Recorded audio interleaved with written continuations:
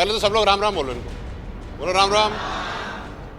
देखो ऐसा है कि ये सब 11th स्टैंडर्ड के हैं, साइंस के बच्चे, ये सब नीट की तैयारी कर रहे हैं, लेकिन अकेले ये तो नीट की तैयारी नहीं कर रहे। पूरे भारत के सारे साइंस के बच्चे जो हैं वो सब नीट की तैयारी करते हैं, IIT JEE की करते हैं। हर एक का सिलेक्शन हो जाए ये ज़रूरी नहीं है कि अभी तक एडमिशन ही नहीं हुए सत्र के।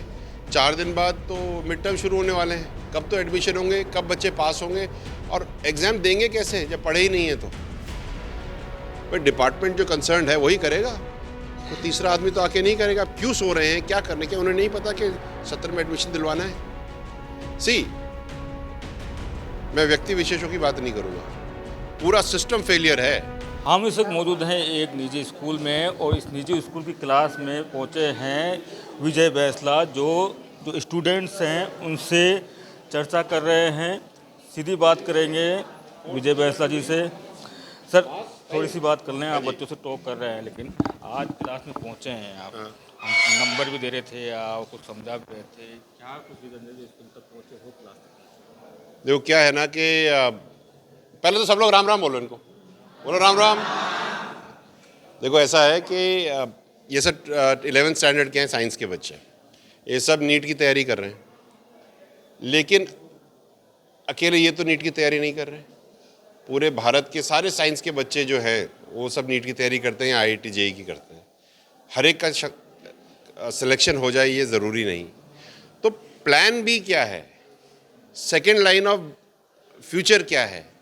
फिर मैं इनसे यही पूछ रहा था कि 12वीं के बाद में आपके पास करियर ऑप्शंस क्या क्या खुल जाते हैं, ये आपको पता है क्या नहीं पता, आइडिया नहीं है।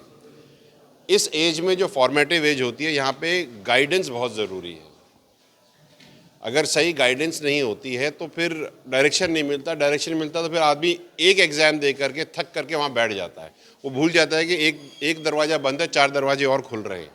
वो दरवाजे कौन से हैं, कहाँ उन पे जाया जा सकता है, उस दरवाजे तक पहुँचना कैसे है, ये ज़रूरी है इन सबको बताना। प्लान बी की आप बात करें तो कहाँ वो जो गैप है प्लान बी के बीच में और एक सिस्टम के बीच में, वो किस तरीके से पूरा करेंगे? क्योंकि हमेशा ये देखा जाता है कि जब स्टूडेंट आगे बढ़ता है तो प्लान बी का जो गैप होता है वो हमेशा दिखाई देता है।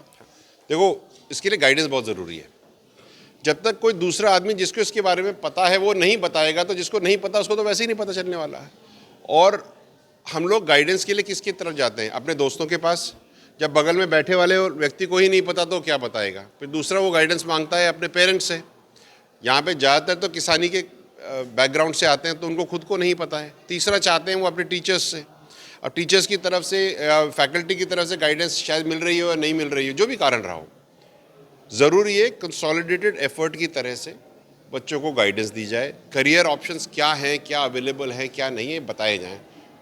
तो मैं अभी बात करते करते मेरा ध्यान है, अब मैं आके करूँगा, मैं बताऊँगा। अगर कोई नहीं बता रहा तो मैं बताऊँगा। मेरे जैसे भी 4 लोग सीखेंगे, वो 4 लोगों को और बताएंगे। जैसे जैसे लोगों को पता चलेगा कि ये ऑप्शंस अवेलेबल हैं, क्योंकि इम्पॉर्टेंट चीज़ ये है कि ये सब फॉर्मेटिव एज में है। यहाँ पर एक छोटा सा गलत डिसीजन पूरी ज़िंदगी को गड़बड़ कर सकता है, और अगर उसको ठीक से अगर हम डायरेक्शन दे करके उसको आगे ले जाएं तो ये आदमी आइंस्टाइन बन सकता है। एजुकेशन की बात कर रहे हैं, लेकिन आप जिस तरह के नेता हैं, लेकिन एक देवनारायण योजना में भी बड़े सवाल उठाए जा रहे हैं, किस तरह के देखते हैं? क्योंकि आज आप दौसा भी आए हैं, मैंने सुना है, जानकारी जो मिली है, तो आप जो देवनारायण योजना में बच्चे जो पढ़ रहे हैं उनकी भी जानकारी हाल ही है ना, अभी मैं मैनेजमेंट के साथ ही बात कर रहा था। अभी तक एडमिशन, जो मैं पहले बात कर रहा था वही बात ये भी कह रहे हैं कि अभी तक एडमिशन ही नहीं हुए सत्र के। 4 दिन बाद तो मिड टर्म शुरू होने वाले हैं, कब तो एडमिशन होंगे, कब बच्चे पास होंगे और एग्ज़ाम देंगे कैसे जब पढ़े ही नहीं है। तो आप ये समझिए। दूसरी बात, ये मेरे को फैकल्टी बता रही थी कि जो अशोक जी एंड कंपनी जो हैं वो बता रहे थे कि इनकी पेमेंट ही आती है साल के एंड में। ठीक है, तो कहाँ से पढ़ाएंगे, बचाएंगे? 50,000 rupees is not worth enough इनकी तरफ से। तो बहुत सारी अनियमितताएं हैं सिस्टम से। इन्होंने चिट्ठियाँ लिखी हुई हैं लेकिन जवाब नहीं आ रहा। बच्चों के एडमिशन नहीं हो रहे, समझिए बात आप। अगर एडमिशन ही नहीं होगा तो फिर देवनारायण योजना चलाने का मतलब क्या हुआ? सवाल तो वही हो गया ना, क्योंकि प्लान बी से पहले ए पे आते हैं। जब एडमिशन ही नहीं हो रहे हैं, पेमेंट का इशू चल रहा है, तो फिर ए कोई तो सो रहा है,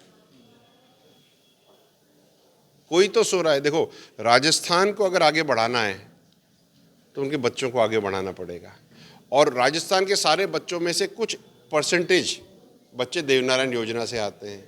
मैं तो अगर देवनारायण योजना को होलसेल लेकर के चलूँ तो इस सत्र के जो देवनारायण बच्चे हैं उनका तो स्कूल में एडमिशन ही नहीं हुआ।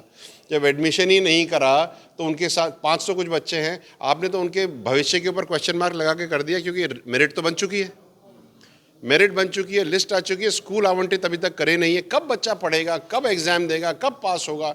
अब तो मैं जो डिपार्टमेंट है उसको एक चीज़ और करनी चाहिए कि जो लिस्ट का एडमिशन देंगे उसके साथ एक नोटशीट और निकालनी चाहिए कि ये बच्चे हमारी गलती से इनका एडमिशन हम अभी तक करा नहीं पाए हैं, इसलिए मिड टर्म में इनको पास करा दें।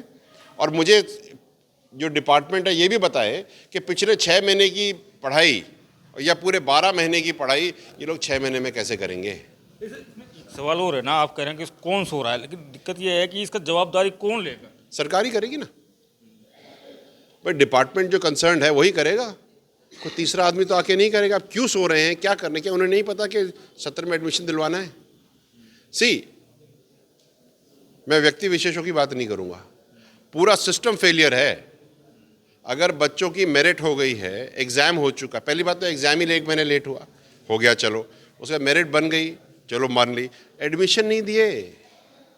कोई एक आदमी तो बैठा होगा फाइल के ऊपर कि भैया इसलिए नहीं दिए, कोई जवाब तो दे। और 500 बच्चों का भविष्य अंधकार में करने की रिस्पॉन्सिबिलिटी उस एक व्यक्ति की है जो फाइल पे बैठा है, जिसने करा नहीं काम। अब ये कौन है यह पता करेंगे। जब आपके पिताजी संघर्ष करते थे, ये लाल पगड़ी का जो कीर्तिमान है, एक भव्य कह सकते हैं इतिहास है, तो उन्होंने भी एक बार कहा था, एक बच्ची थी उसका नाम लेकर कहा था कि जब तक वो दिल्ली तक नहीं पहुंचेगी, पढ़ाई नहीं करेगी, तो यहाँ तो भविष्य के साथ खिलवाड़ हो रहा है। मैं तो कह ही रहा हूँ ना, और हम बहुत सीरियस हैं इस बात को लेकर के। अगर सरकार इसको ठीक नहीं करेगी तो समाज में आक्रोश है, समाज कुछ गड़बड़ कर देगा। मैं बिल्कुल सत्यता से बता रहा हूँ, 500 बच्चे मजाक है क्या? 500 परिवार, ये बहुत सीरियस मैटर है, लैप्स है ये। इसको लैब्स को कैसे पूरा करेंगे? सरकार भी आपकी है, सिस्टम आपका है। सरकार मेरी है, सरकार आपकी है, सरकार सबकी है, लेकिन अगर काम नहीं कर रही तो फिर इसका लेना क्या, देना क्या? मुझे एक बात बताओ, 500 परिवारों के बच्चों के साथ क्यों हो रहा है खिलवाड़? ये तो आप मुझसे पूछ रहे हैं, मैं भी पूछ रहा हूँ, और जवाब मैं लेके बैठूंगा। और नहीं बैठेंगे तो समाज बैठा ही है, वो जवाब लेना आता है उनको अच्छी तरह से। बातचीत करने के लिए तो ये थे विजय बैसला, जो आज स्कूल के क्लास में पहुंचे हैं और टीचरों से संवाद किया है, और जो सरकारी जो योजना है देवनारायण योजना, उस पर भी बड़े सवाल उठाए। संदीप मीणा, दौसा, राजस्थान तक।